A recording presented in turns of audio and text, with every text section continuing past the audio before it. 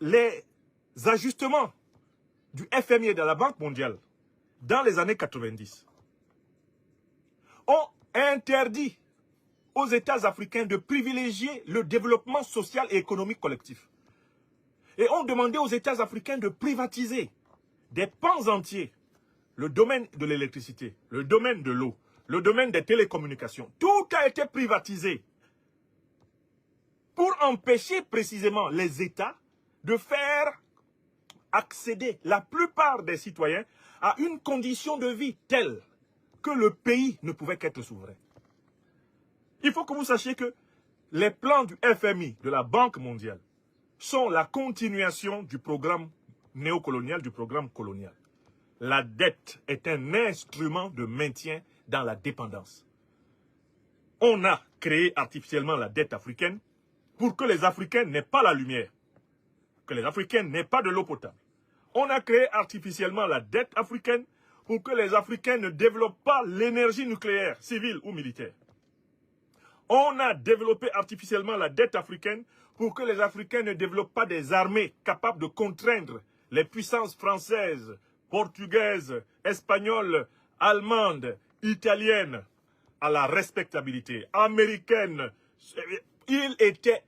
L'objectif a été d'empêcher l'Afrique de constituer des puissances.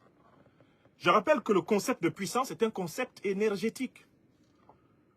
Ceux d'entre vous qui avaient quelques notions de physique-chimie, vous savez que la puissance est une notion de physique-chimie, n'est-ce pas? On parle souvent de puissance, on parle souvent d'intensité, n'est-ce pas? Or, cette notion de puissance-là, elle est liée à la maîtrise de l'énergie. Si tu es puissant, tu n'es puissant que si tu maîtrises l'énergie. Si tu ne maîtrises pas l'énergie, tu n'es pas puissant. Si tu n'as pas la capacité de produire ton énergie propre, tu n'es pas puissant. Donc, je voulais vraiment commencer par ce premier point avant qu'on regarde l'article. L'article, en réalité, l'article s'attaque violemment au Niger. Au motif que le Niger serait en train de transférer les contrats d'exploitation de son uranium de la France vers la Fédération de Russie. Mais vous allez entendre les arguments qui sont avancés pour dire que ce projet-là est voué à l'échec. Ce sont ces arguments qui m'ont intéressé. Pourquoi? Qu'est-ce qui les intéresse à ce point-là? Pourquoi est-ce qu'ils sont intéressés à démontrer que le Niger ne peut pas devenir énergétiquement autonome? Et que la coopération nigéro-russe, qui est envisagée en remplacement sur ce terrain, de la coopération nigéro-française, pourquoi ils sont convaincus que ça va échouer? Ils ont produit un seul argument pour lequel ils disent que ça va échouer. Et vous serez ahuris et choqués de savoir pourquoi ils disent que ça va échouer. Pourquoi est-ce qu'ils disent que ça va échouer? Je remonte pour retrouver l'article, je l'ai publié. Voilà, c'est un article qui est publié sur le site de la BBC. Voilà, BBC News Afrique. Il est écrit par Paul Mely, M-E-2-L-Y, soi-disant donc analyste spécialiste de l'Afrique de l'Ouest. Son article a été publié dans la revue. Il a été publié. Paul Mely est consultant au sein du programme Afrique à Chatham House, à Londres. Mely, M-E-2-L-Y, Paul Mely. Alors, c'est Chatham House, programme Afrique de Chatham House. Regardez l'analyse de Paul Mely. Je vais lire l'article et m'arrêter à chaque fois pour souligner les incongruités. Alors, voici ce qui est dit. La Russie, alors, construction d'une centrale nucléaire au Niger. La Russie dame le pion à la France. La Russie a envisagé la possibilité de construire une centrale nucléaire au Niger, un pays riche en uranium, un vaste état aride au bord du désert du Sahara, qui importe la plupart de son électricité. Cela peut être considéré comme un peu pratique et pourrait ne jamais se produire. Non, cela peut être considéré comme peu pratique et pourrait ne jamais se produire. Mais ce concept est une nouvelle tentative de Moscou pour obtenir un avantage géopolitique sur les nations occidentales au Niger. Vous comprenez? La thèse de M. Mely est très claire. C'est peu pratique pour le Niger. C'est peu pratique pour le Niger de chercher à maîtriser l'énergie nucléaire. Le Niger est en train d'aller vers un projet qui est peu pratique. Vous comprenez? Et le seul but dans lequel ce projet est en train d'être fait, c'est de damer le pion aux nations occidentales au Niger. C'est-à-dire que si le Niger envisage la construction d'une centrale nucléaire ou de plusieurs centrales nucléaires sur son territoire, ce n'est que pour nuire à l'Occident. Parce que l'Occident, lui, ne voulait pas de ça. La France a ses centrales nucléaires, les États-Unis ont leurs centrales nucléaires, les pays occidentaux ont leurs centrales nucléaires qui leur font de l'électricité. Il ne faut pas que le Niger en ait. La seule raison pour laquelle le Niger et la Russie sont en train de travailler à l'idée de faire une centrale nucléaire, c'est pour obtenir un avantage géopolitique sur les nations occidentales. C'est-à-dire que pour Paul Mély, soi-disant spécialiste de l'Afrique de l'Ouest, les populations ouest-africaines, les populations africaines n'ont pas le droit de bénéficier des avantages de l'énergie nucléaire. Il n'est même pas question de parler de ça. Ces populations, elles ne sont pas faites pour ça. Si le Niger s'intéresse à l'énergie nucléaire, c'est uniquement pour nuire à l'Occident. Ça, c'est la thèse de l'article. Et maintenant, vous allez voir les arguments qui sont avancés par Paul Mély pour dire que ça va échouer. C'est là que vous allez vous rendre compte du degré de méchanceté qui anime les milieux néocolonialistes et impérialistes occidentaux, y compris les milieux scientifiques. Parce que la science n'est pas neutre. La science est toujours idéologiquement orientée, qu'elle le veuille ou non. Y compris les milieux scientifiques.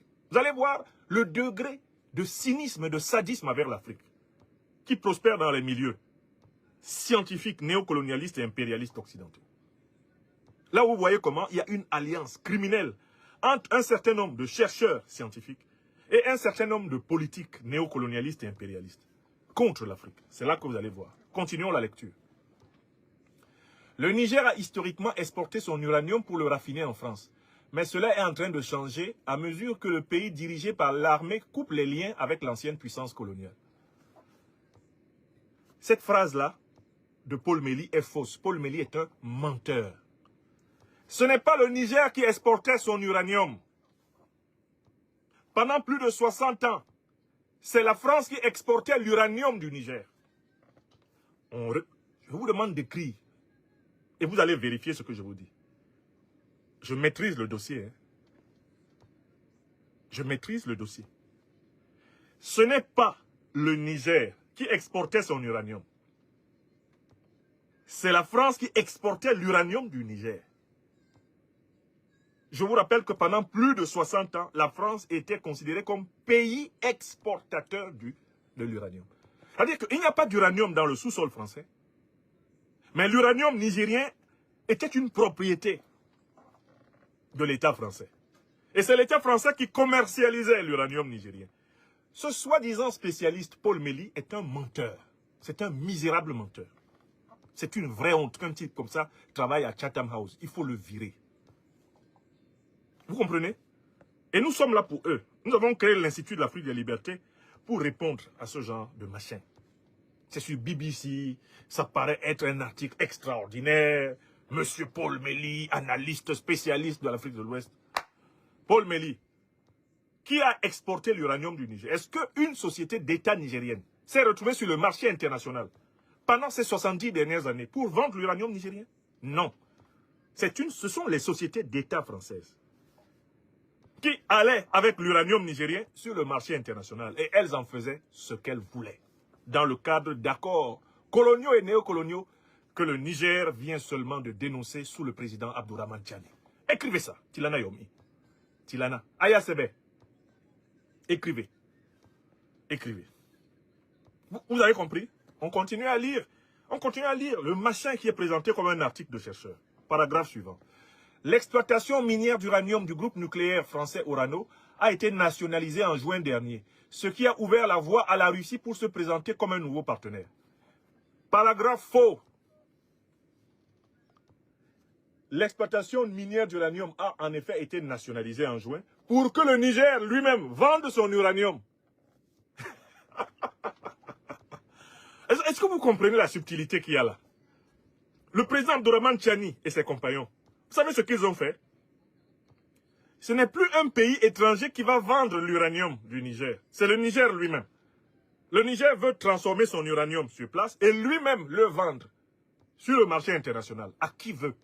Et empocher le bénéfice. Parce qu'avant, c'est la France qui venait prendre l'uranium du Niger et qui allait le vendre sur le marché international, qui empochait le bénéfice en laissant des miettes. des misérables miettes au Nigérien, sans oublier la destruction écologique de la terre du Niger. Là, la nouvelle coopération qui est mise en place par le président Abdourahmane Tiani est très exigeante. La transformation avec les partenaires russes de l'uranium